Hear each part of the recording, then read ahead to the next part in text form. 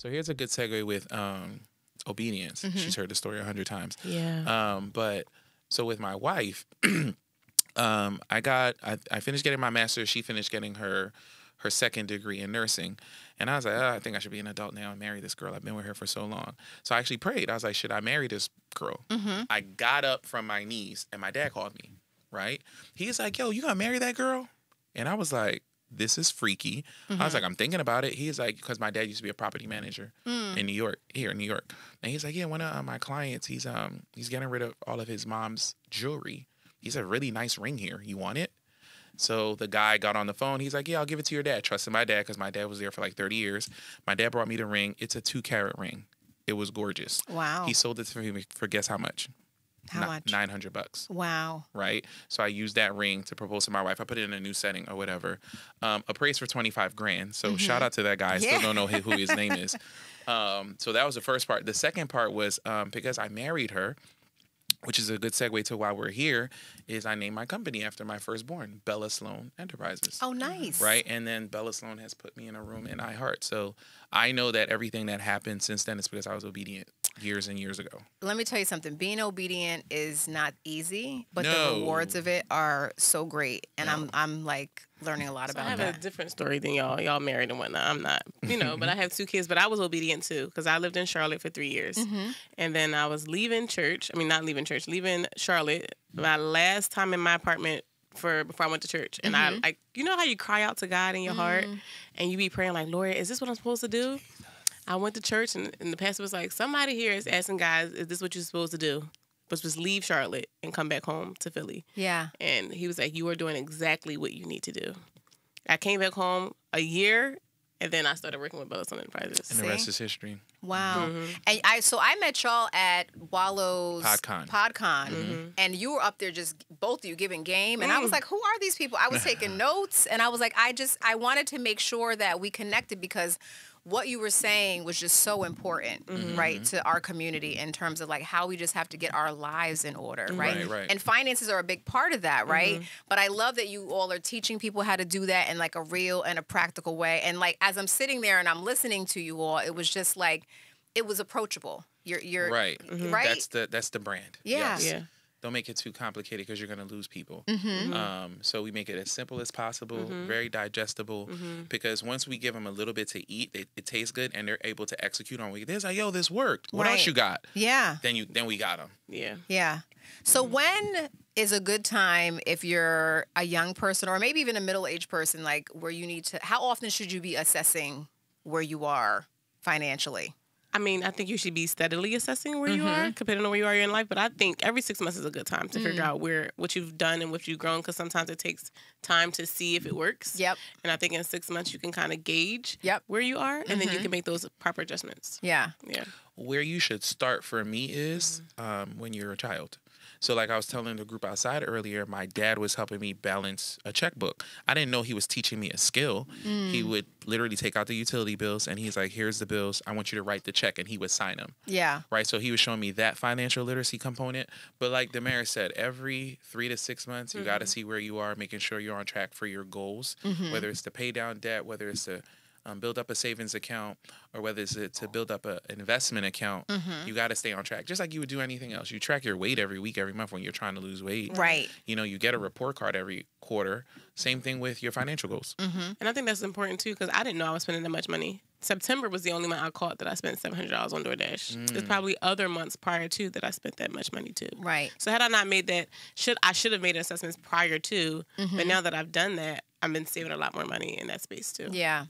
I think about when I was in financial situations and I was in a place of like self-denial. Do you find people live in that place a lot longer than they have to? Denial and delusion. Sometimes they don't even know that they're in it. And that's the scary part. So trying to help that person is difficult. And telling somebody, yeah, you need to delete the DoorDash or delete Netflix. And they're like, delete Netflix? I'm like, yeah, you don't have the $26. You don't have it. So those type of sacrifices it can be very difficult to some people when you're trying to do a financial analysis. Because remember, when we were talking outside, I was like, it's how much you make and how much you're spending. And if you're making $1,000 a month, but you're spending $1,100, deleting the $30 Netflix does help. Gym membership does help. Yeah. So how far is too far when it comes to finances in terms of like your debt to income ratio, or when you're just taking a look at the grand scheme of like you not being able to pay your bills? Like, are there red flags like that people should be looking for or paying attention to the point where it doesn't get to the tipping point and you're really in a bad situation? If you don't have at least a month of your mortgage or 2 months of your mortgage in a savings, then you're far. I think if you are using your credit card to supplement your income, that's a red flag that you've gone too far. Wow. So you should be having at least how much of a savings?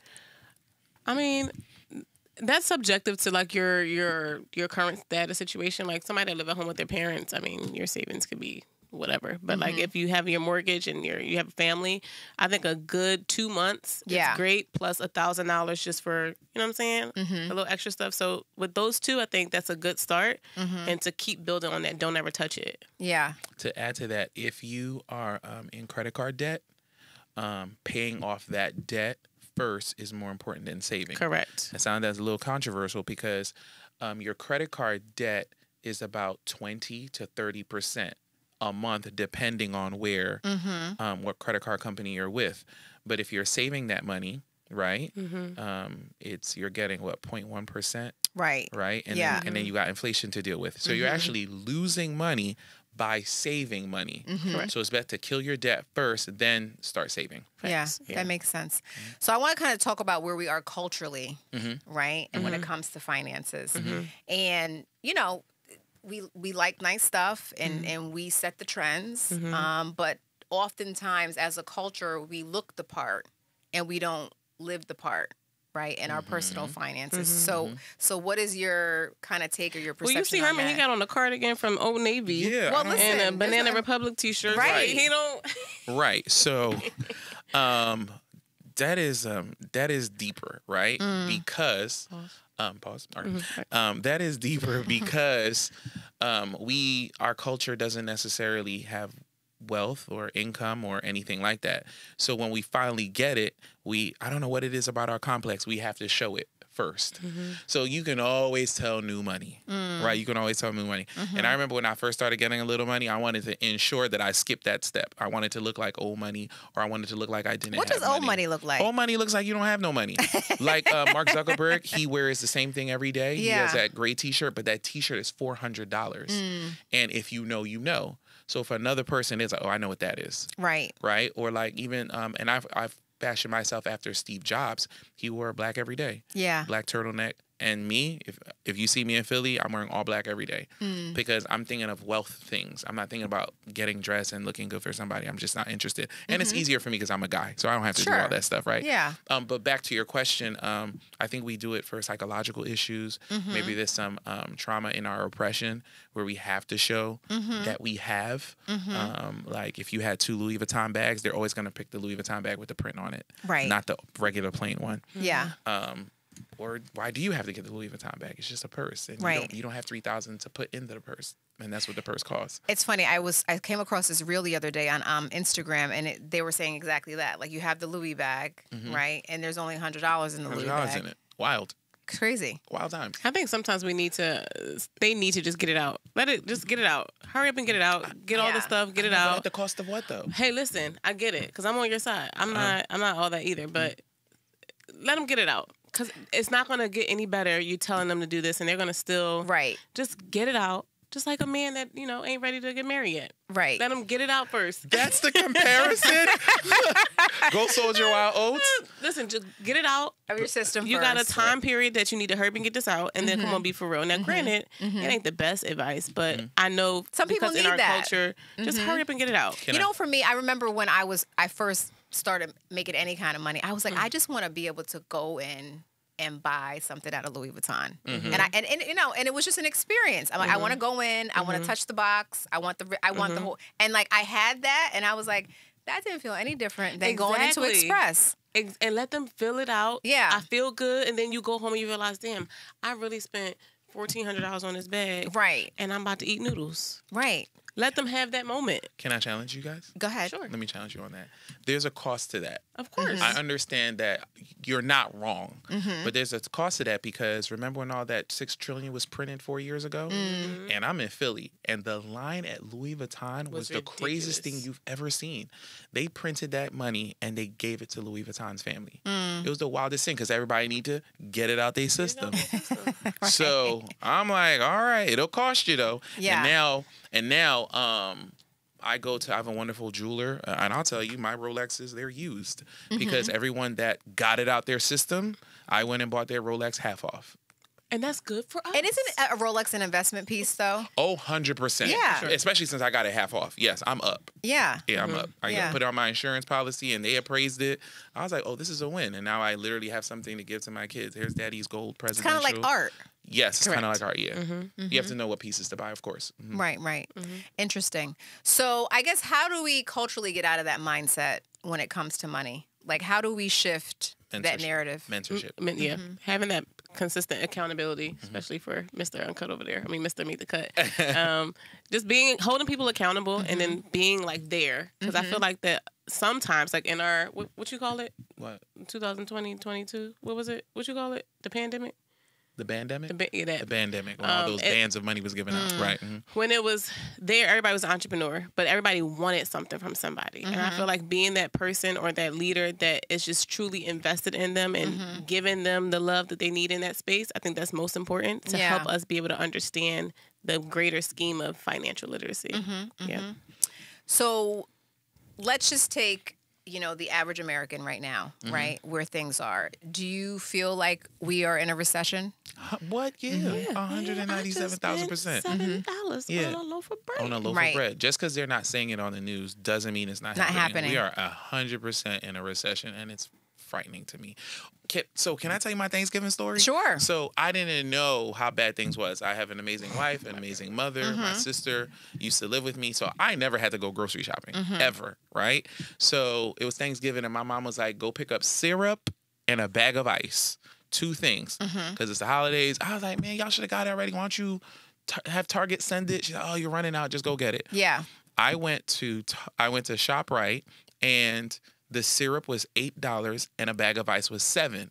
So I'm calling my wife and I'm like, never, ever $7. It was traumatizing to me. I was like, I can't believe syrup cost $7. And it wasn't top shelf. It was regular syrup.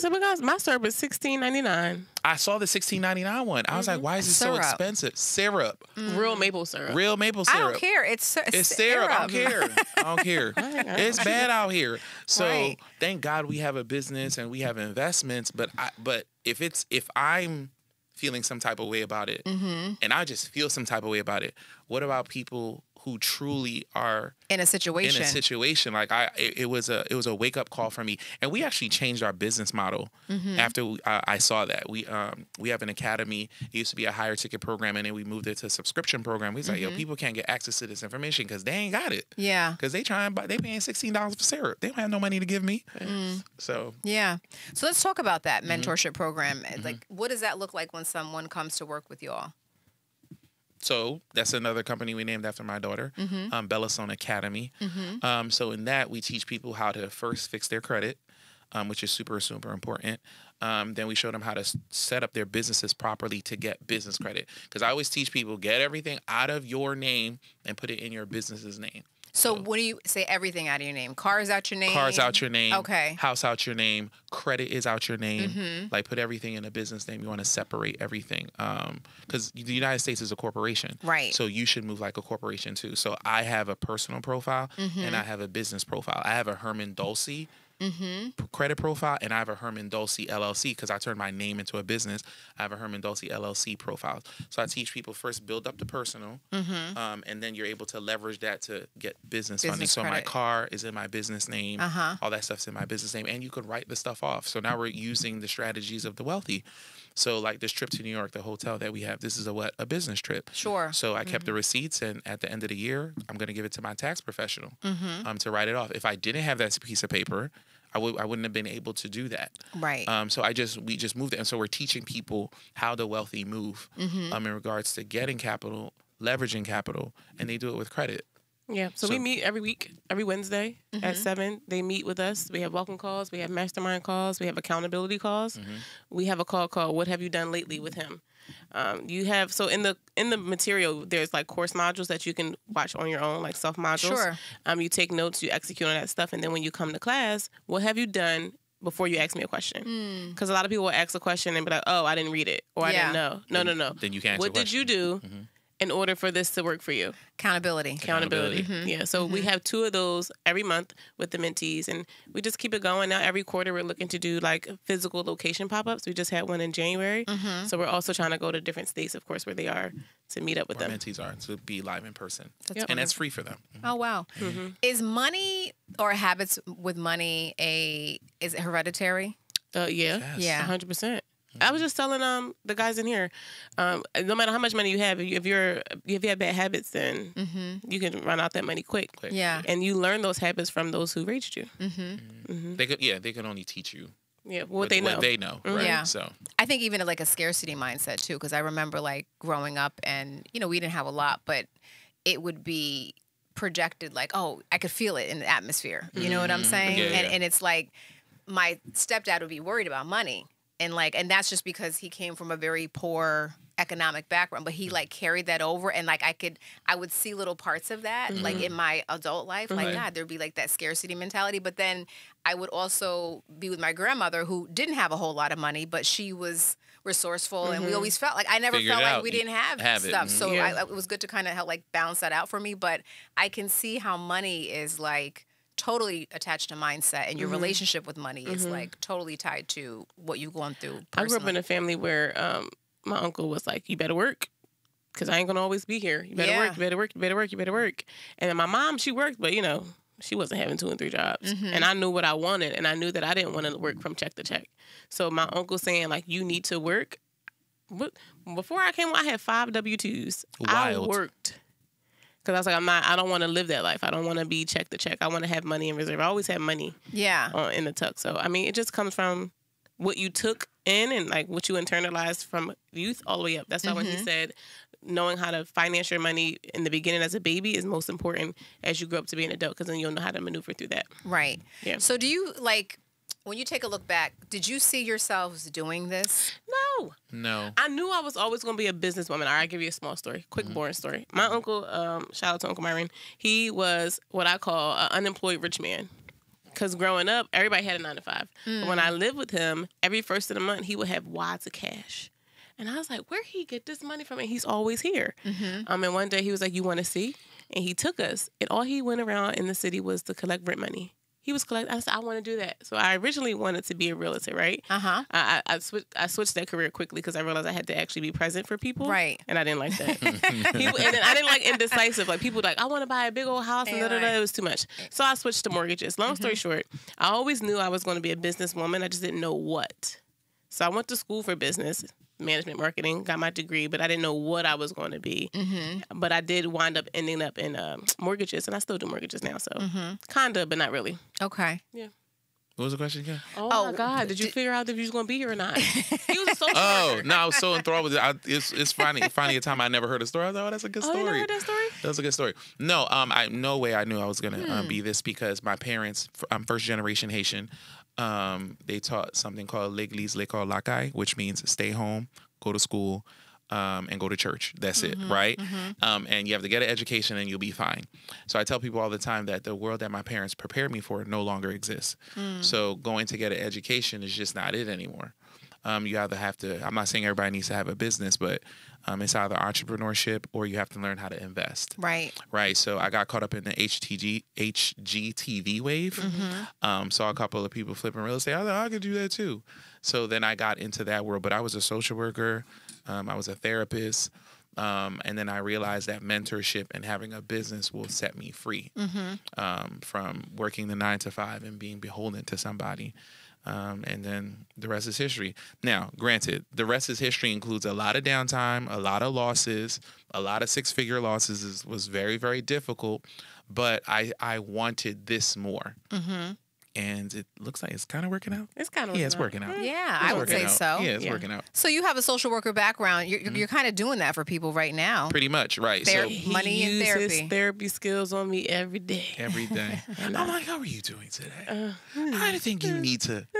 Why are you this way? Leave me alone. So how do you coach somebody out of their bad spending habits or just out of bad money management? It's difficult, but it's easy, right? The first thing I do is ask them to write it down. So I have a spreadsheet. And I remember I did this with you. I had a spreadsheet and I was like, this is how much you make. Let's write down all your bills. Let's write down everything. And then when they write out their bills, they don't know how much bills they have. So I was like, let's go to your bank statements and let's put those things in. And then they see it for the first time. Like, I remember she has her kids in private school.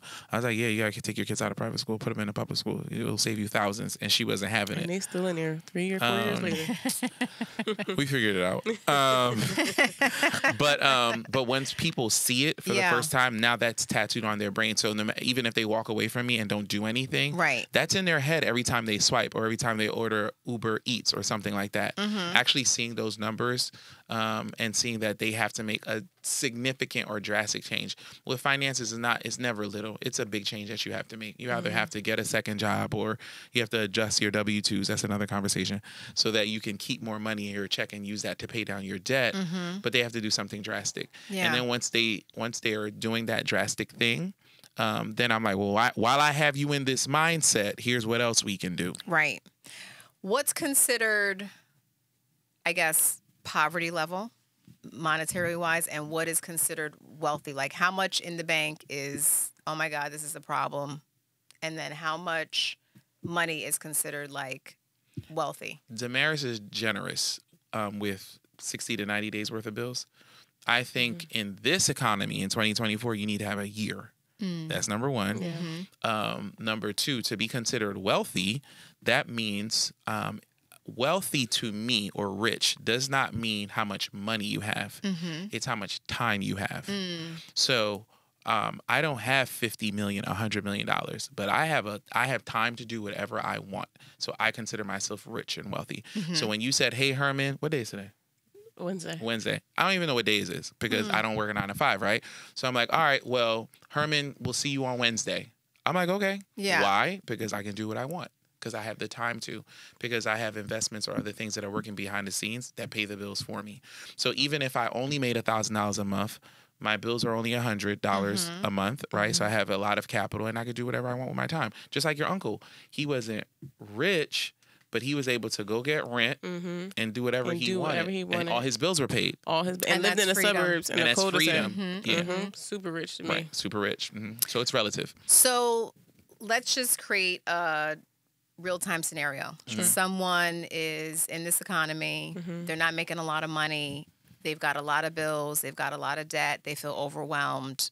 Like, what, I guess, is the first step towards trying to get out of that or being hopeful? Like you said, write it down. See what that looks like. And you have to do that debt to income calculations. That to me is the first thing. Where are you and what needs to be done? Okay, now what can we get rid of and what needs to stay? Once we figure out what needs to stay, then you do that cute little snowball effect. Start paying stuff off slowly but surely, but be on a strict budget. Like you need to eat rice and chicken every day. Right. No Starbucks. Nothing. And y'all need to read books because Netflix, Hulu, and all that stuff costs. So you have to really, you'll be in a season of sacrificing. And once you come out of that season of sacrificing and you're on top, now you created a habit over the period of time. So when you do come out, now you are in a great position to invest. Yeah. You're in a great position to not mess it up again. And then you have a different mindset because then you read all that time. You was reading for six months to a year. And then you learned so much. Yeah. So I think the most important thing, of course, is to write it down to see it and then really sit down and say, what do I need and what don't I need? So to the people who are listening to us, because she just set up the mindset and the first part of budgeting. The second part is, Herman, give me something more. Give me something tangible. So I kind of alluded to it for a second. So I think last week we did this class where it was how to get out of debt without getting a second job. So we had a tax professional come on.